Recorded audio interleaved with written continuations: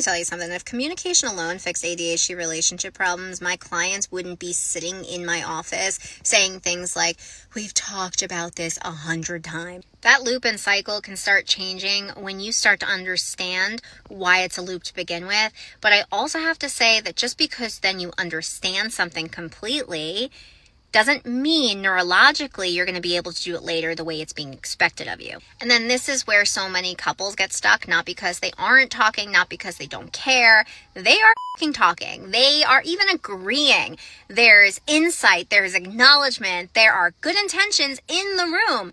But when one partner comes in with a problem-solving approach, because that's what they've been taught is the healthy communication style, they then explain what needs to change next time. They offer the ideas. They're trying to do it the right way. And the partner with ADHD is sitting there saying like, yes, I understand. You're right. We'll do it differently next time. And they mean it. They are not lying most of the time. They are not dismissing the concern. In that moment, their urgency is online. Their insight is online and their working memory is accessible. The problem here is that agreement assumes that they have the wiring to then show up that way later in a completely different state with a completely different level of bandwidth. And most people with ADHD don't actually really understand executive function or their nervous system differences. So what they're agreeing to is actually hope, a belief, next time I'll be better feeling, not a concrete supported plan their brain can actually execute.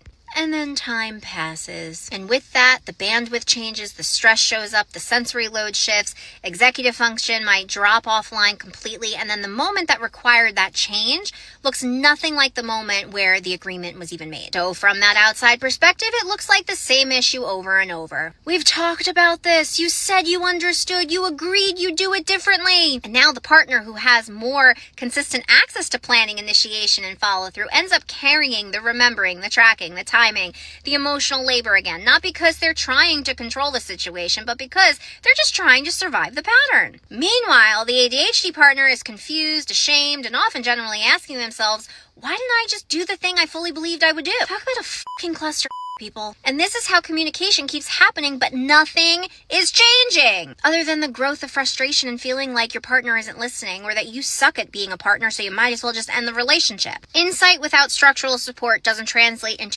behavior, especially when we're talking about ADHD.